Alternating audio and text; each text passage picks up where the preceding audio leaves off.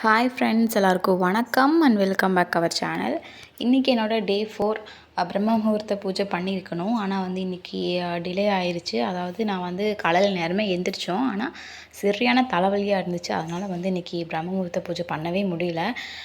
இன்றைக்கி ஃப்ரைடே நான் ரொம்ப ஸ்பெஷலாக பண்ணணும் கொஞ்சம் அப்படின்னு சொல்லி நினச்சிட்டு இருந்தேன்.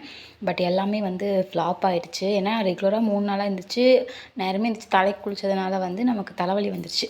அதனால் ஸோ இன்றைக்கி ஸ்கிப் பண்ணிட்டோம். நாளையிலேருந்து ஸ்டார்ட் பண்ணும்போது டே 1 தான் வரும் அப்படியெல்லாம் கிடையாது.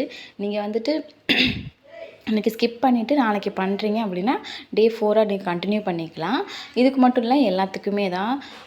நீங்கள் ஒரு 3 to 4 டேஸ் கேப் இருந்துச்சு அப்படின்னா மறுபடியும் நம்ம டே 1லேருந்து ஸ்டார்ட் பண்ணணுமா அப்படின்னா அப்படி இல்லை. நீங்கள் டே 5ல் முடிச்சிருக்கீங்கன்னா டே 6லேருந்து நீங்கள் ஸ்டார்ட் பண்ணிக்கலாம். ஸோ அவ்வளோதான்.